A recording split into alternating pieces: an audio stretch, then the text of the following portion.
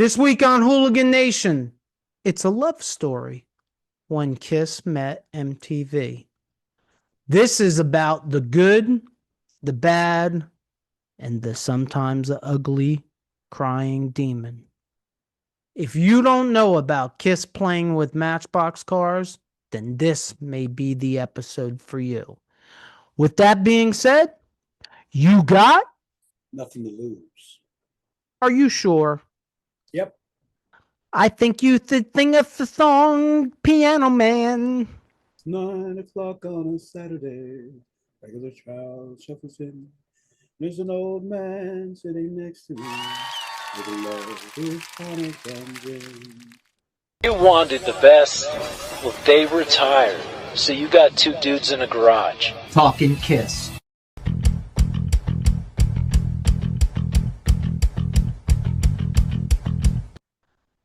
Welcome back to Hooligan Nation, a KISS-Centric podcast. I am Anthony. I'm Rocco. Are you sure? Hold on, let me check. Yep, I am. What's up, hooligans? Prepare for another face-melting episode of the Hooligan Nation, the podcast where the riffs are loud, but our opinions tend to be louder. Today, we're diving headfirst into the wild, outrageous, and sometimes weird world of KISS music videos. Oh, KISS music videos. Oh my God, kids. I was an MTV kid. Me too. This excites the shit out of me for some reason. But before that, we have news, music we're listening to, and of course, my favorite part of the entire episode, our weekly poll. But first, recap of our last episode. KISS and Mrs. The bad ideas behind the makeup. God, I love that title. Got anything you want to add? There's plenty of more to come. Oh my God. Yeah. I'm just gonna sum it up by saying that KISS is a band that was never afraid to try something new. Honestly, at times it seems like there was never an idea that they didn't try. And sometimes in life, if you don't take a chance and you don't try something and an idea goes by, you may have lost an opportunity. And I know for a fact that's the way that Gene, if you ever watch Family Jewels, that's the way that Gene operates. Gene comes up with the craziest freaking ideas, but you know what? Not for nothing. Every once in a while, one of those ideas really stick, or because they took a shot. And sometimes if you don't take a shot, you don't know. You know, I really should put this in the news, but I'm not going to. I didn't really do my homework on it, and I'm sure you didn't either. But last night, Father Rocco, thank you.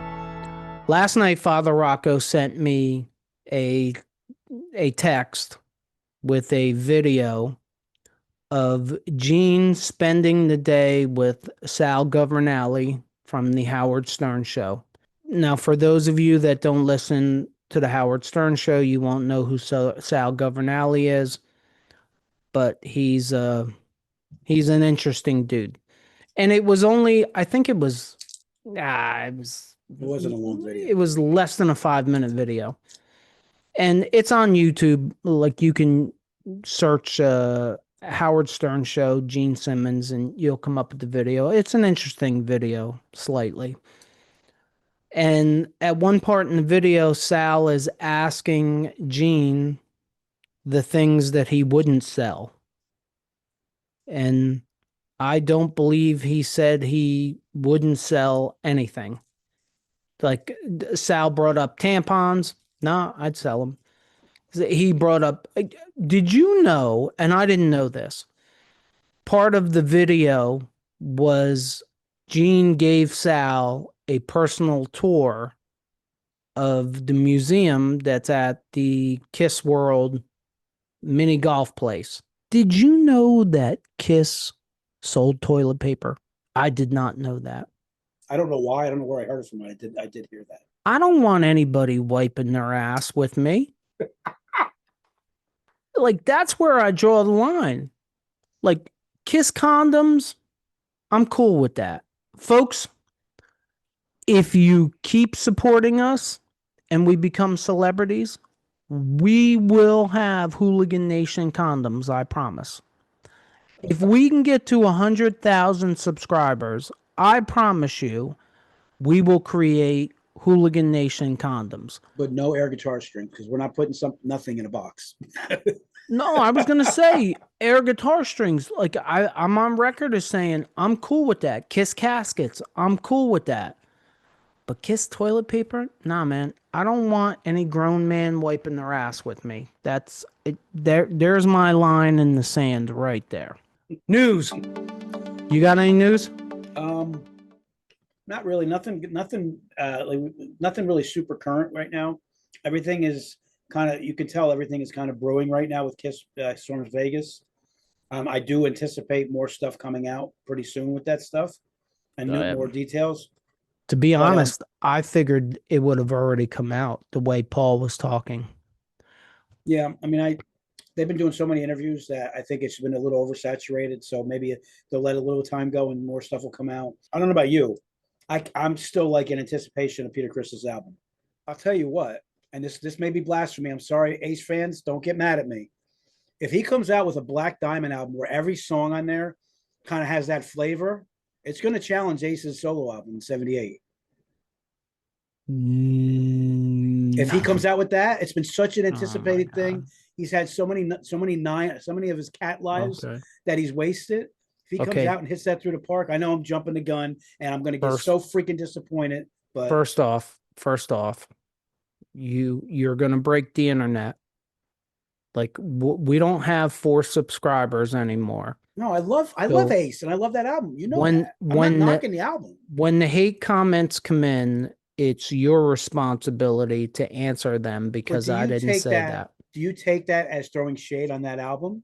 That's me. That shows you the anticipation. I'm trying to emphasize the anticipation I have for Peter's album. Look, I love our little cat man just as much as I love our little space ace. No, it's not even because I like Peter. It's more I hear the voice and I want more Black Diamond. That is. I don't think I'm alone. I think that is asking way too much. Speaking of asking too much, and speaking of being a train wreck, my news item is I don't know where to go with this. I don't even know how to present this to the Hooligan Nation. In case any of you haven't heard about this yet, Dolly Parton and Motley Crue. Wait, come again? Dude, that's not peanut butter. It's peanut butter and jelly. What are you talking about? No, that's peanut butter and butt. That's what that is. I'm sorry I interrupted you. You have to finish that statement. Dolly Parton and Motley Crue have hooked up and they have re-recorded Home Sweet Home. Huh? What? Look, I have nothing against Dolly Parton. Back in the day, I like Dolly Parton a lot. Sorry. I am a huge Motley Crue fan. I just don't understand the need for this. I'd like to say this. Both Motley Crue and Dolly Parton have earned the right to do whatever the hell they want. That does not mean that we or I have to like it. I listen to it. I hate it. It doesn't go. It doesn't fit. It's just terrible to me. It's a very important question, though. Please ask your important question. How does that happen? I have no idea. Like, were they hanging out at a party one day? Or I highly doubt that Nikki Sixx hangs out in the same circles as Dolly Parton. Call me crazy. Was it Pigeon Forge? Were they like hanging out in Pigeon Forge having like a cookout or something? I was thinking maybe Nikki took the family and went to Dollywood. I think that's what it's called. You may be onto something there. I highly doubt that Dolly hangs out at Dollywood, but I guess I could be. Either way, look, it's newsworthy, it's noteworthy. If you're a Motley Crue fan, if you're a Dolly Parton fan, I'm not sure what you're doing here. But if you're a Motley Crue fan or you're a Dolly Parton fan, this is out there. Maybe she went outside, shouted at the devil, and they showed up.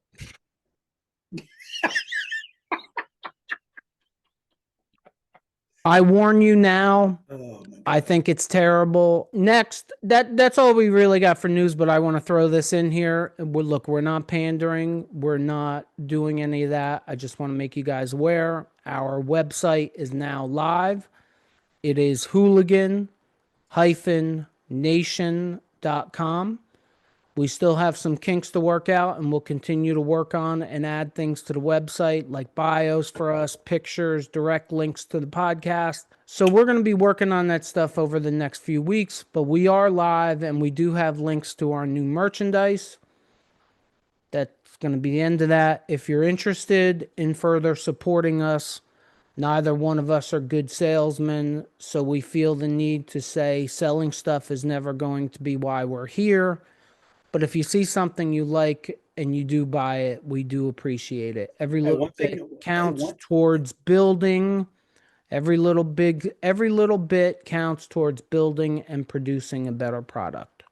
one thing me and you are both looking forward to, very much so, is Kiss Storms Vegas. Going on our Kiss cruise on land. And it would be kind of neat to like be going through like the lobby or whatever and seeing somebody go by wearing like a Hooligan Nation shirt or something like that. That'd be pretty wild. Well, that will happen. As long as you wear your Hooligan Nation shirt, I'll Oh, walk that's true. through the lobby That's a and good I'll see idea. That's true. somebody That's that's true. wearing the That's shirt. a good idea. All right, cool. Music we're listening to. You got anything? Led Zeppelin. A lot of it lately. Wow, really? A lot of it. Houses of the Holy, Led Zeppelin 1. I'm trying to embrace Jimmy Page. And then after I embrace Jimmy Page for as long as I can, I'm going to try to embrace Stevie Ray Vaughan. He's next on my list. Oh, Stevie Ray. Oh, I love Stevie Ray. I love Stevie Ray. Led Zeppelin was never my thing, but If you just listen to this, I'll put it to you this way. dude, this is the way this works, okay?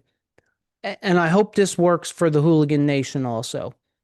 You bring up Led Zeppelin, and I say, I'm not really in the Led Zeppelin. Tomorrow, I will put Led Zeppelin on. I will, and that's what the point of this segment in the show is. I'm gonna. I don't want to interrupt you. I want you to focus on two things. You don't want to. Why do you keep saying you don't want to interrupt me? Then I don't want to. It just happens. Then put leashes on the mice. Go ahead, Sir Interrupto. You're gonna make me this. Now I'm gonna forget. No, I'm not. Focus on two things. You're gonna tell me to focus? Well, I want you because I remember how. Okay. Oh my God, I gotta focus. I'm gonna relate it to like this. Remember how we started listening to all the Kiss albums and we have a completely different take because we focused on had a different focus. Mm-hmm. I want you to forget about Robert Plant. I want you to throw him completely away. I want you to put him off to the side. I'm not knocking him. I want you to put him off to the side. I want you to focus on John Bonham and Jimmy Page. Just focus on what he does on guitar and focus on the drums. Because if you, I got a whole new perspective on Led Zeppelin now.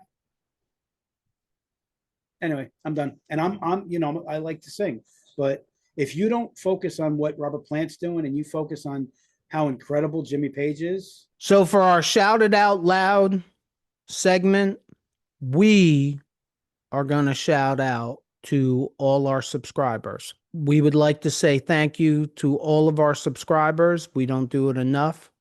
We would also like to welcome all of our new subscribers. I have to tell all you people, when we started this last September, I don't think either one of us expected our little Hooligan Nation to grow so rapidly. And we sure didn't expect the quality to be as stunning as it has been. So thank you, everyone, for your support. Also, we would like to thank everyone who listens to us on the podcast platforms. We're not yet challenging the likes of Joe Rogan and Alex Cooper, but we are growing rapidly on the audio side also, and downloads have been through the roof lately. So again, thank you everyone for your support. And I feel the need to do this. Special shout out, Pamplemousse, Dan the Man, and KJ Nodwell. They're the three that have really been there since the beginning, and they really helped us through our growing pains, which we continue to have growing pains, of course. Yep. But as of this recording, we are now at 856 subscribers, and we literally could have never imagined 856 subscribers, let alone 856 in like 9 months. So thank you to everyone. And now it's time for my favorite segment, our weekly poll.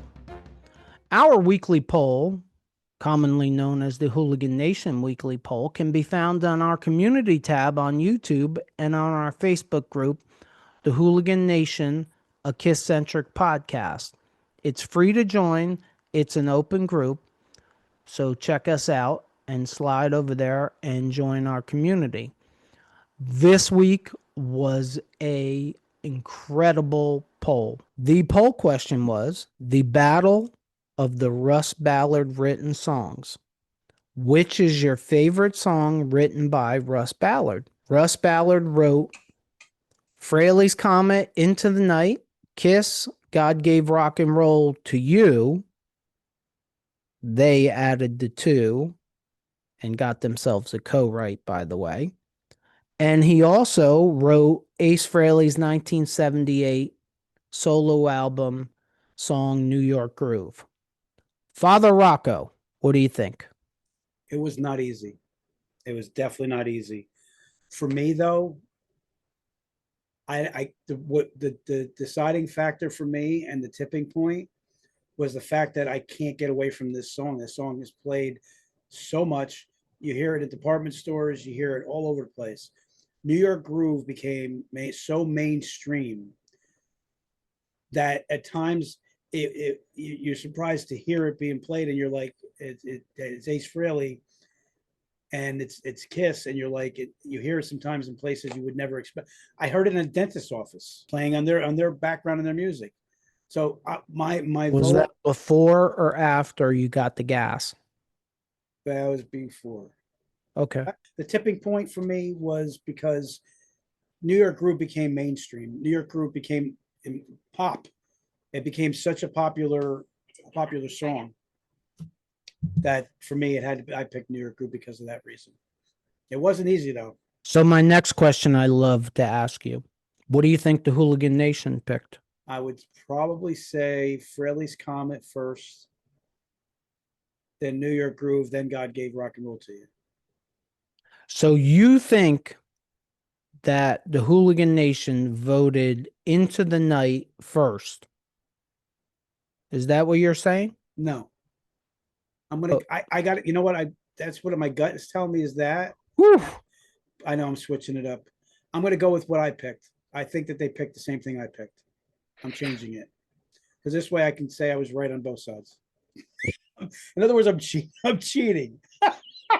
I can edit this to come out any way I want it to. I expected it to come out like it ended up coming out. But after 48 hours, it was Into the Night, number 1, God Gave Rock and Roll to You, number 2, and New York Groove, number 3. Blew my mind. Blew my mind. Oh, yeah. And then I went back to it yesterday, the day before we film, and I start doing percentages and doing math to it. And then if we get any other votes, I redo it today, which I probably should just wait till today. But anyway, because we did get a couple votes today and I had to change it. But instead of dragging this out, coming in at 18%, Fraley's Comet, Into the Night. Coming out at 21%, Kiss, God Gave Rock and Roll to You too. And coming in at 61% with a resounding win, Ace Frehley, New York Groove. Again, I think that the only reason that it went that way is because, I mean, think about a popular song like New York Groove became such a stapled song. Like, you know what I mean? It wasn't just a a rock song, it became such a mainstream song. That's What's what I'll New say. York Groove? About 45 years old? Yeah. Roughly 45 years later, New York Groove is still a piece of pop culture, There. especially in the New York, New Jersey area. I'm not sure if New York Groove is getting played in dentist's office in Nebraska, but you are 100% right. You could not go to a sporting event in New York or New Jersey without hearing it. All right, what do you say we get to our main topic? If Father Rocco is okay with it, that means that we can begin. Before we begin, thank you. Before we begin, I'm going to tell you guys right off the bat, we're not going to finish all the videos in this episode. So this is going to become a series. So expect to see part 2 next week, I would think. We're going to start with the Shandy video. Sheer madness right off the bat. I want you all to think about this. Peter is in the video, even though he's no longer in the band, hasn't played on the last 2 records. Are you kidding me? And we see this again in another video coming up. Like it's crazy. I thought it was crazy. And then I was thinking about it. And you know what? It's not that crazy. If you think about 1987 Whitesnake, and those iconic videos that came out of that album, In the Still of the Night and Here We Go Again, do you realize that the only person in those videos that actually play on the song is David Coverdale? Do you know that? Rudy Sarzo's on it. On the video? He's not on the album. Nope. I did not know that. I thought he was a big part of that album. Tommy Aldridge, Adrian Vandenberg, who else? I can't remember who the other guitar player was. Coverdale recorded the entire album and then fired the band. It wasn't Vivian Campbell, was it? It was Vivian Campbell. There you go. Good job again. Thank you. That's why you're Chewbacca from my Han Solo. Gold. I gave it a shot. I mean, you could do the Chewbacca better than me. There is YouTube gold right there. So it's not completely crazy, but it's wild to think of. Anyway, these are the things that I think of. Look, I like this song. Big shout out to Dan the Man, because we know Australians love this song. I love the video, love the costumes.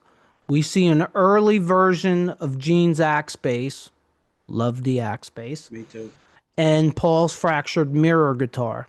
The ending is incredibly memorable to me, with them walking out in street clothes, and when they turn around, they still have the makeup on. It's a great video. It's pretty cool how you see the girl at different times. They show like a darkness and they show the girl's eyes. It was actually a really well done video. And at least for me, the most amazing part of the video was it looked like Peter was having fun. His hair looked great. I mean, it looked great too, but he was having fun. It looked like he was having fun, and you just know that he wasn't having any fun. He was fired. Right. It's weird though. How were they able to get through the video? He wanted to get paid. He was still a member of the KISS Corporation. Yeah, it's interesting. So he wanted to get paid. I mean, that's how he got through the video. Nothing's changed. Yeah, it's interesting. They still all want to get paid, so they're going to do whatever they got to do to get paid. Very true. You know what? You can have this one. A World Without Heroes. I freaking love that. I love the song. You know what? It's a slow, mushy song. There's a part in the video that you absolutely can't stand, because you should never see the demon cry.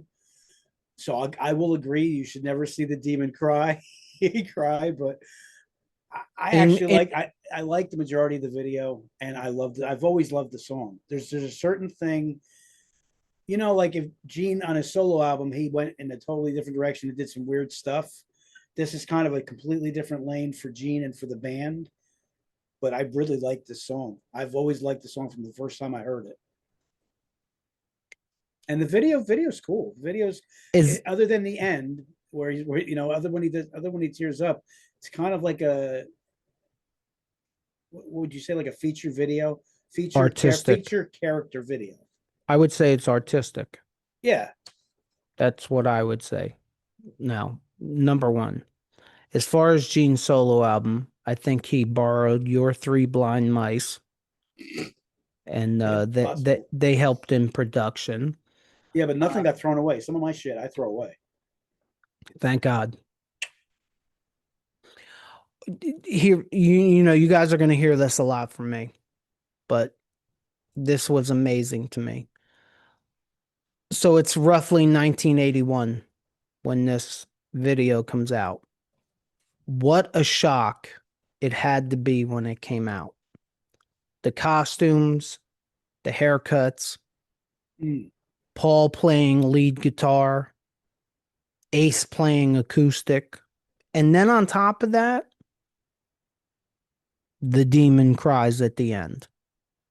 And it's funny because like I got a lot of things in these videos where I pick apart like the things that I think maybe they wouldn't have done that again if they had the chance.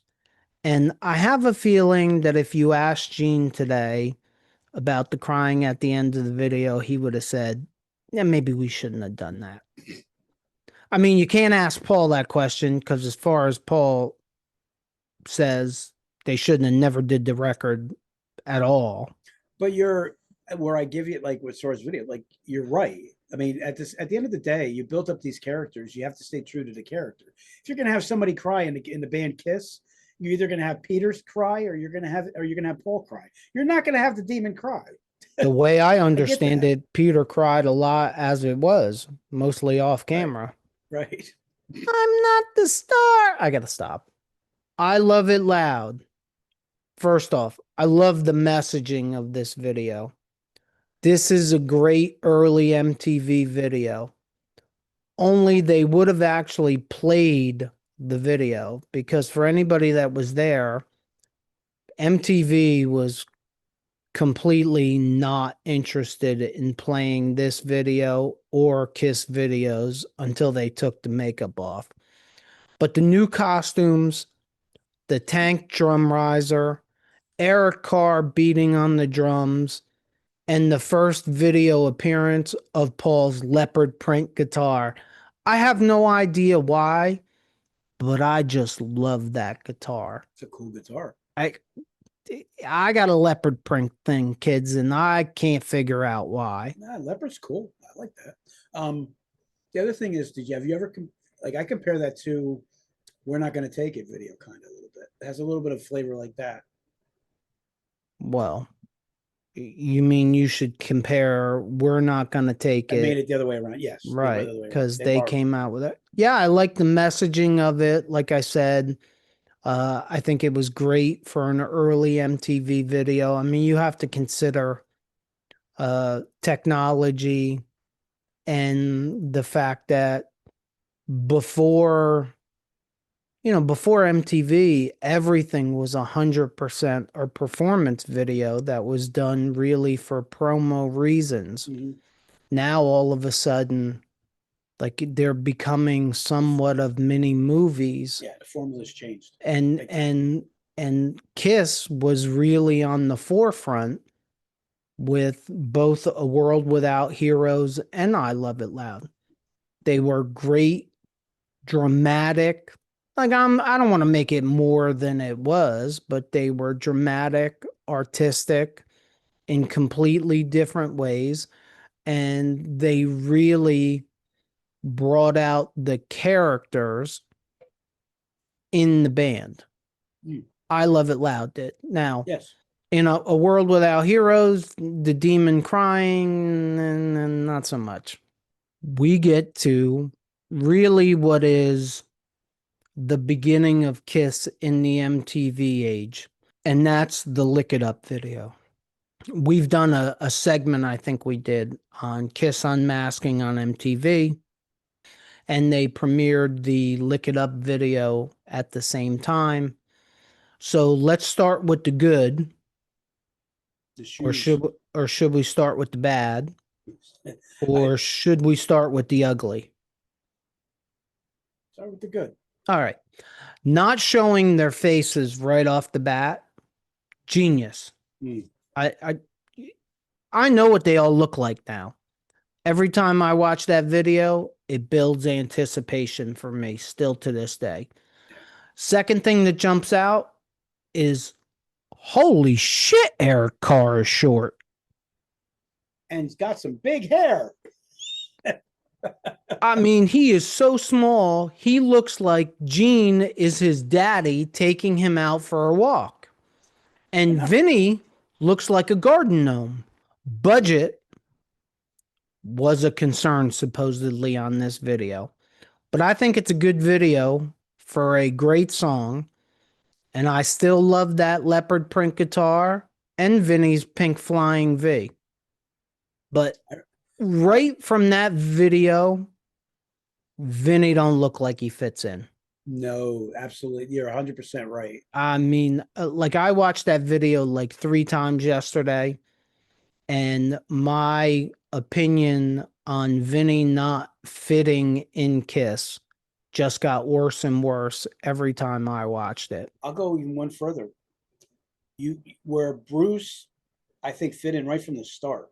Like he almost like he was meant to be there. Mm-hmm. You see Vinny, and Vinny looks like a square peg in a round hole. Yep. Absolutely what he looks like. We might as well move on to All Hell's Breaking Loose. Oh, one of my favorite KISS videos. Oh, this is great. I love this video. Hey, look, it's the Tough Kiss. Great song. I love Gene with turkey. Is it a turkey leg or a chicken leg? I think it's a turkey leg.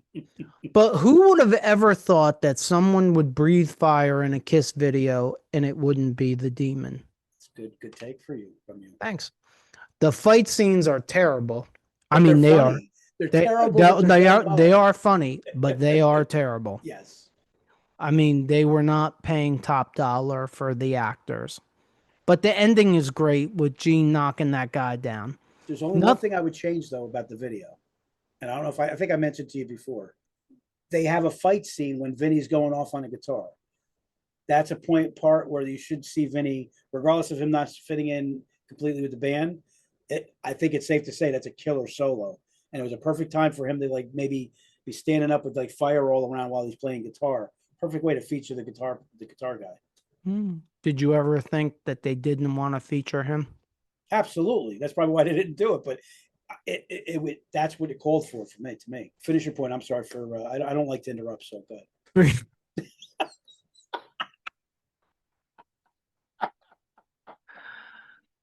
Yeah, it's a speed thing because you have a methodical way of talking.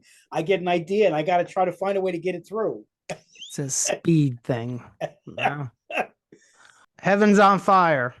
Ooh, Mark St. John. In this music video for Kiss's Heaven's on Fire, Paul Stanley uses a custom Hamer Scarab guitar. It's a unique one-off variant of the standard Scarab design, featuring some custom contours. The guitar is notable for its iridescent color scheme, which is prominently featured in the video. The reason why I put this in there is because I had to Google it, because I think that's the only video that this guitar shows up in. And I think this is another amazing guitar that probably should have stayed in the rotation, at least for me, longer than it did. It's a great guitar. I think they gave Gene a better look than he had in the Lick It Up videos. He looked like Lurch in Lick It Up and All Hell's Breaking Loose. He had that afro hair going on. Like, he just looked completely out of place. And how can we not mention the fact that This is the video where Mark St. John stops by for a cup of coffee, and we never see him in another video, which, He looks cool. He looks cool in the video. and now we move on to Thrills in the Night, the second video off of the Animalize album, and there's no Mark St. John. It's a live performance video, and the first time we see Bruce Kulick in a video. This video really showcases the Animalized stage show, which I thought was great. Gene breathes fire in the video, and we start to see all the colors creeping in. The makeup really isn't out of control yet, but the colors, like if you read the tea leaves, they're coming. Well, I mean, listen, this is something that maybe I hold off for Asylum, but to me, Asylum colors was Paul's true self, his true flamboyance came out. I think that was him at his pinnacle of flamboyance. Oh, that was a pinnacle of something. That is quite possibly what could be called Paul Stanley's Liberace stage. I like that. You like that? Very, very nice. Yes. No problem. That's what I'm here for. Next up, Tears Are Falling. Stevie Wonder, take the wheel and drive us, because I'm sure you want to. I love the song. I love the way the video is done. I love the girl that's in it and how they kind of guide her through the whole video. I even like the part where there's it's like a room with just white curtains, and just the lighting, everything that was done in that video, I love. And yes, we'll get to my favorite guitar hero part of all time. Bruce Kulick playing a killer freaking solo in the rain and taking his hand and going back and forth like that. To me, it's one of the best guitar moments ever in rock and roll. Wow. That's strong feelings. Yeah. All right, you good? I don't know. I'm still thinking about it. Yeah, I'm good. Whole color wheel. I'm not sure that they left the color out in this video. This is surely not Gene's finest moment. I'm focused on the Axeman, man. The other Axeman. The set is interesting, especially for the time. I mean, a volcano going off in the background. Yeah. Bruce's solo in the rain, I will agree, is a pretty iconic moment. Bruce Kulick played, in case for you geeks out there, because I geeked out and had to research this, Bruce Kulick played a custom-painted ESP guitar during the music video and for the Asylum tour. The guitar featured a unique guitar Art Deco design, which was sketched by Bruce and then painted onto the body. This guitar is also notable for being stolen from the KISS warehouse sometime in 1988. Wow. That is your first nugget, Hooligan Nation. Very nice. Good job, Cousin Hooligan. Now, Gene looks like an ugly tranny. Yeah. It's bad. It is bad. That was it was a rough transition coming out. Transition. There's another word. Ooh. It was a rough transition going from the demon and taking the makeup. It was. I think we've said this before. It's definitely having to take a makeup off was harder for Gene than anybody else. And anybody who wants to argue that, just go back to the Tears Are Falling video and hit pause and just look at our little demon. In defense of them, that's what everybody was doing. Right. It just didn't. I mean, look, it fit Paul, and Paul doesn't look out of place. No. In any of those videos. But if Paul is the orchestra leader, the band was in an identity crisis, but he was sticking true to himself. But as a whole, the band was in an identity crisis. Yeah, they had the demon dressing up like a big ugly woman. They were not Bon Jovi. They were KISS. But they were trying to stay relevant, so they tried to stick with the trends. The music was a lot better than the appearance. Right. And there's a lot of fans that don't care for those albums, or some of the, a lot of some of the songs on the albums. I personally, They're listening with their eyes. It's gonna sound crazy. When you watch the music videos, the songs kind of sound different. And I'm watching them with the idea of, yeah, I know it sounds crazy, but when you listen to the video while watching all the colorfulness and all the Liberace moves and all that, it does kind of change the landscape of the song, if that makes any sense to anybody. To me, well, you know what to though, me. you know what, I will give you that because, in a way, when you listen to music, it's the same thing as if you're listening to something that brings you back to a time, place and time in your life that you can put yourself right back to. Music is visual, if you think about it, because you can actually listen to something and instantly you have a visual memory of a time and place and time in your life. I'm pretty sure if you told our little demon that music is visual and then you played the Tears Are Falling video, a tear would run down his eye again. Who wants to be lonely? This is the video that goes too far. It's a great song, Yeah, but Paul coming down that freaking walkway is cool. but oh my God, the woman's makeup and the colorful outfits are out of control. The nicest thing that I can say about this video is I like Bruce's guitar in the video. And he played his signature ESP LTD multi swirl M1 guitar. I'm very proud of myself for that. I want one of those. I want two of them. I think they're great. They just went too far. I mean, and they're not done. They're not quite done going too far,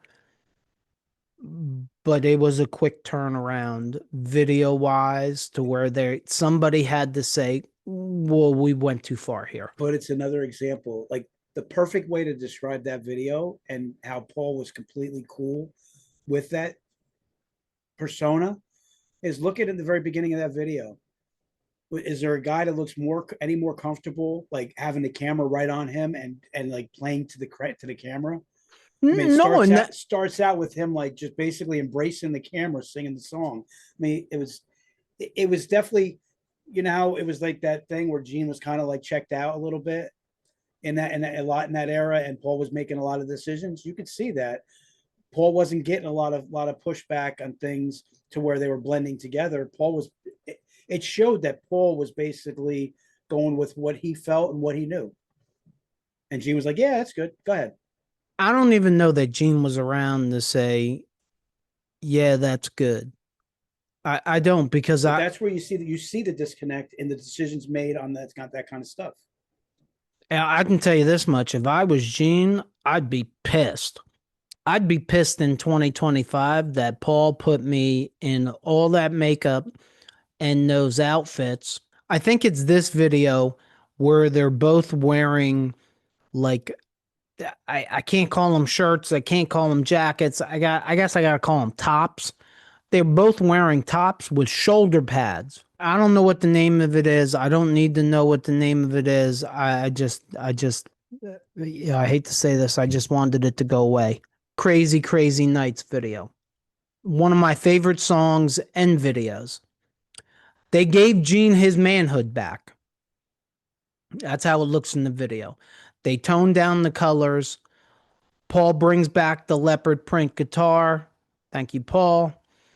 Bruce premieres the radioactive guitar and then steals Paul's Liberace suit and puts on his radioactive Liberace leisure suit. And you know what's funny about this? I love you, Bruce. I have nothing bad to say about you. Nothing. I promise. I swear. Do you know that on Bruce Kulick's website, he sells a radioactive t-shirt No, that looks just like that leisure suit? no, I didn't know that. Man, I was on that website the other day and I looked at that and I was like, no, No, I would never buy that. I would never wear that. And I just wonder, like, if we ever get Bruce on this podcast, please, Bruce, don't let this deter you. I have to ask him, whether it's on camera or off camera, like, hey, do you sell a lot of them? Like, are there Kiss fans out there running around wearing that leisure suit looking like t-shirt? I think you make a t-shirt and they might make a jacket. Man, that is the ugliest. Again, love you, Bruce. It's the ugliest thing that Bruce Kulick has ever worn. Gene looks more involved in the video. Yeah. He breathes fire and shoots fireworks out of his base. I thought that was cool. I don't remember that happening in concert, but I thought it was cool in the video. No, the only one shoot was Ace. Right. And let's not forget the most iconic huge Kiss sign, which was one of the stars of that entire tour. And not for nothing, that may be one of the best, like, bad decisions they had. That might be one of the best decisions they ever made, is to continue working on making a feature on their shows, the Kiss sign. Yeah, it's funny because according to their one-time manager, Larry Mazer, he wanted that Kiss sign out of there and successfully got the Kiss sign out of there for a couple tours. I mean, I think I think you feel the same way. That's like taking Rock and Roll All Night and Party Every Day out of the show. Yes. Now, the way he did it I think it's Hot in the Shade, the way he did it, where the sign doesn't come up till the encore. Like, I can remember being there and, I mean, come on, you're a Kiss fan. As soon as they come out on stage, you go, where's the Kiss sign? And then the entire show, you're like, I can't believe the Kiss sign's not here. And the rest of the stage show was great. And if the Kiss sign never would have showed up, it would have been okay. But then when they get to the encore, the Kiss sign comes up out of the ground. Oh, iconic moment. Well, I mean, and the other thing, this is going back a ways, but like, you think about the evolution of this band, which is something that you're proud of as a Kiss fan.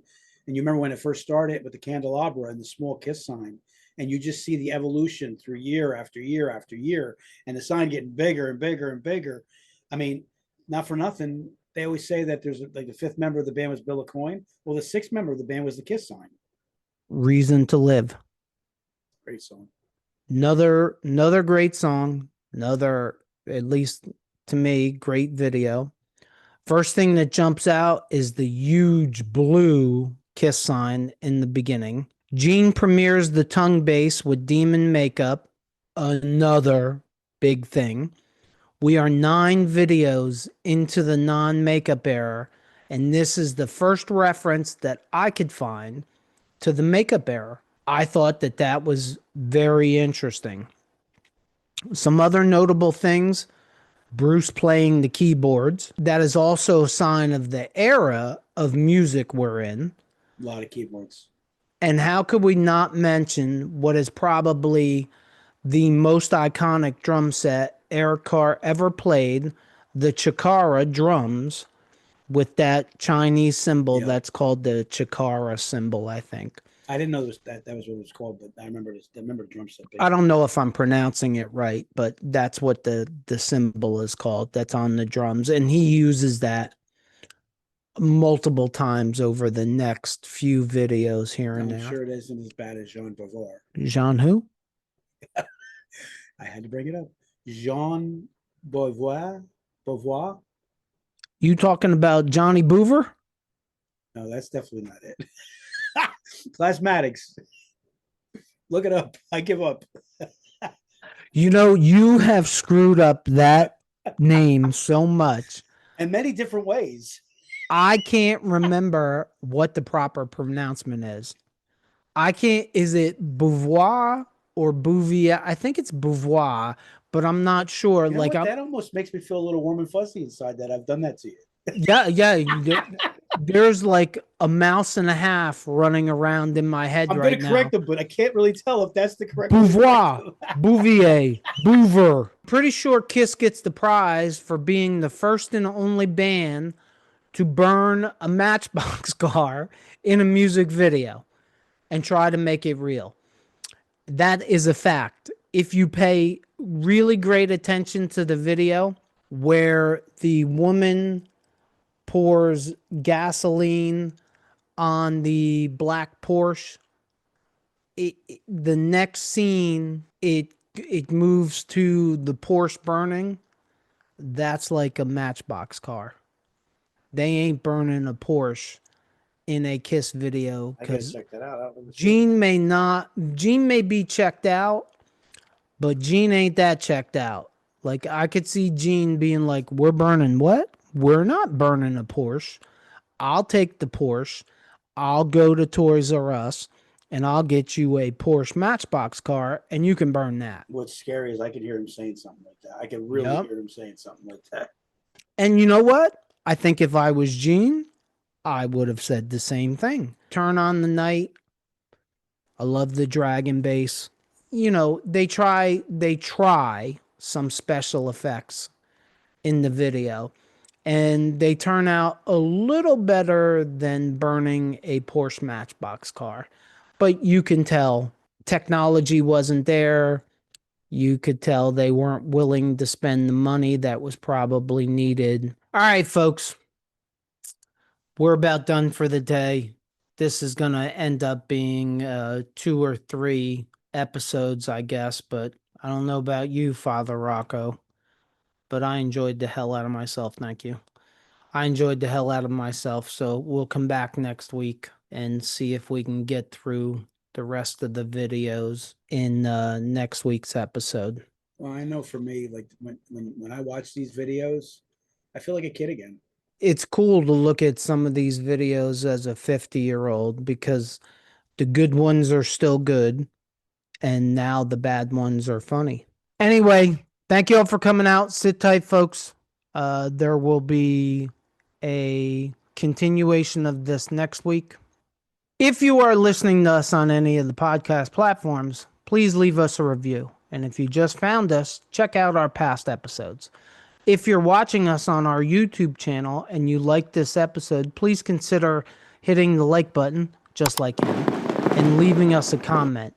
Hit that subscribe button, just like him, so you don't miss any future episodes. And check out these episodes right here. As always, if you made it this far, thank you for supporting us. And don't forget, if it's too loud, you're too old. Peace out, Hooligan Nation.